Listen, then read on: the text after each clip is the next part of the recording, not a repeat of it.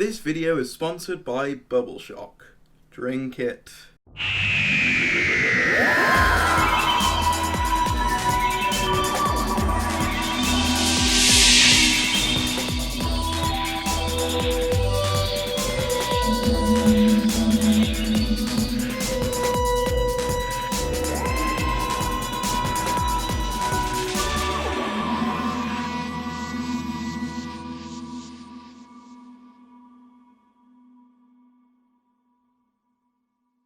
This is a show that needs no introduction, so I'm not going to give it one. Simply put, it was one of my favourite shows growing up. It was literally this, Doctor Who When I Could Catch It, and Sparkle Mystery, which is also kind of similar to Doctor Who, and features some of the cast. So, if you want me to do a review of that, let me know. But in all seriousness, this is something I've wanted to talk about for a while, and it's baffled me that I haven't talked about it yet, because it's such a big part of me growing up. It's one of my favourite shows, and I was really worried revisiting it that it wasn't going to age well, and I was really surprised to see that it, outside of a couple of jokes about Hollyoaks and looking at delivery men, it ages quite well. The cast is really solid. Obviously, I think what separates this from something like Sparkle Mystery, for example, is that it has the season lead in Liz Sladen, Sarah Jane Smith, whereas the entire premise of Sparkle Mystery is that all the adults get abducted, into another dimension, and therefore it's entirely dependent upon child actors, which makes, obviously, the acting a bit more wooden, shall we say. But because there's a lead at the head of it, it kind of makes the acting good, I suppose. That wasn't a very good sentence, but you know what I'm trying to say.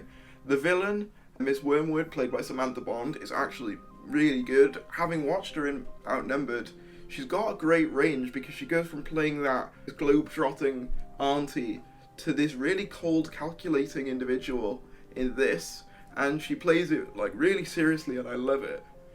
Luke, played by Tommy Knight, is probably the most wooden actor in this, and I don't really blame him, because he does grow eventually, and you can kind of excuse it in this one, because he's literally just been born, and as the series progresses, he does get better. Kelsey is still as annoying as I remember her being, though, and I find it bizarre that she's got this really vast history in the universe now. It's very strange. And then you got Maria, who is honestly the main character for a good chunk of this first episode. This first episode operates in a very similar way to how Rose operates, where Rose is actually the main character for the first sort of 10 minutes, and then we eventually meet the Doctor. This works very similarly. Maria is the first sort of main character, and then she finds Sarah Jane Smith, and it works really well. The CGI, the effects, they actually hold up pretty well for the most part. They certainly hold up better than a lot of the effects in Series 1, I would say. I think the Bane Mother holds up better than the Jagrafess and the Nestine Consciousness from Series 1. So, yeah, I think that that's pretty solid. Obviously, there are some effects that don't quite work. I think that the alien that Sarah Jane speaks to in the beginning looks a bit strange. Kind of reminds me weirdly of that Muppet ghost from Muppet's Christmas Carol. I don't know. That's a really obscure reference. I don't know whether anyone would get that. I'll put that on screen anyway, but if you know what I mean. But yeah, this episode is really solid and better than I remember it being, honestly. I think I was worried that it was not going to age as well as I thought it had, because I thought it was, pretty good as a kid, and it's still pretty good as an almost adult. Not an over-reliance on technology either. That's something I really appreciated. With recent series of Doctor Who, there's a big over-reliance on gadgetry and tech and stuff like that, whereas with this, I think she uses the sonic lipstick a grand total of like 2-3 times tops. And I think that it does that traditional sort of Doctor Who story where it's like, it's something from our world that's an alien, and I think it does it really well. It does it in such a way that it's organically woven into a story, and it's done expertly, in my opinion. You can feel Russell T Davies's influences all over this. It feels very much like Rose. You've got sort of similar vibes to kind of End of Time I got with when Miss Wormwood's talking about humans eating a lot. That reminded me of how the Master was doing the similar thing in End of Time. You can feel his influences all over this. I think actually it was a really clever choice to have an energy drink sort of be the first monster, because a lot of what goes into our products that we consume, if you think about it. So basing a story around that and having something inside a drink actually be alien is a really clever way, I feel, in implementing an alien into something mundane. I think it works really well. As I said, it's not without its issues, but overall I would say it's a really solid start to the series, and I think that it wouldn't have gotten the series that it got if this story wasn't good, which I personally believe it really is. It just appeals to everybody, because you've got male and female leads in this, so it feels like it appeals to the broadest audience it can, which is something that Russell T Davies was always very good at, which is why his Doctor Who was arguably such a success, was because he was able to make it appeal to everybody. And it's the same with this. There's a surprising number of references that I didn't catch when I was younger. I think because I didn't watch a lot of Classic Who when I was younger, and now that I've started to watch it more, I could really pick up on all the references. There's references to Harry Sullivan, the Brigadier, a bunch of different references, especially in the attic. There's a lot of different pictures. If you look in the attic, it's really quite extraordinary that they managed to put that many in and it not feel pandering.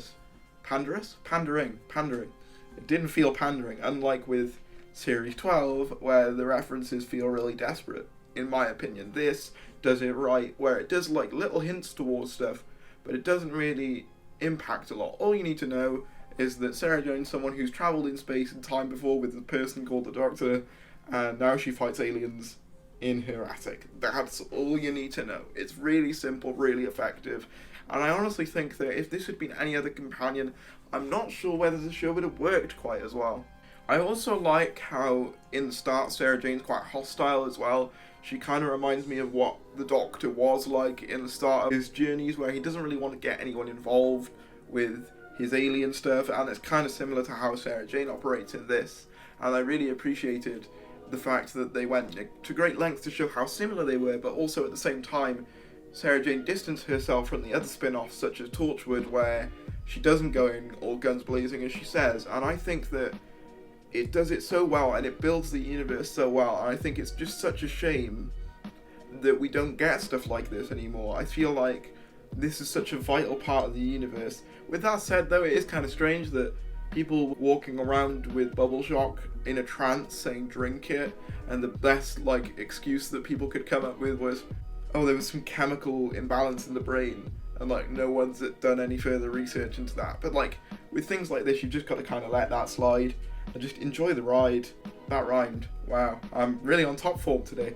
Yeah, I think I'm just in a good mood because I've actually watched something that I really do enjoy, and I'm hoping that you guys enjoy hearing me talk about this because I want to do more of it, because this show's just really good and I don't see it getting a lot of the credit that it deserves. I wanted to react to Sarah Jane first because everyone reacts to Torchwood. Everyone does that. And I thought I could talk about Sarah Jane more because, well, I grew up with it. I didn't grow up with Torchwood because my parents said it was too grown up, and they were right to keep me away from it. So yeah, good job, Mum and Dad. Let me know what you guys thought about Invasion of the Bane, episode 1 of Sarah Jane Adventures, or I guess episode 0, as apparently it's the pilot. So yeah, let me know what you guys thought about this episode. As always, everyone, there'll be links to my Twitter, Discord, and Patreon in the description. Thank you to Angry Pacifist, who's the first Patreon I've ever gotten. Thank you so much. Patreon links will be in the description if you want to support me on there. I'd really appreciate it. Obviously you don't have to at all, it's just an optional thing, but I'd really appreciate it. As always, everyone, though, thank you for watching. Comment, like, and subscribe, and I will see you.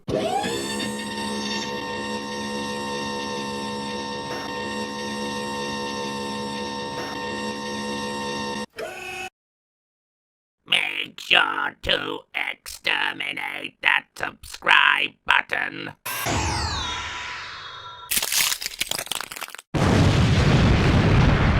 Elevate wrong way.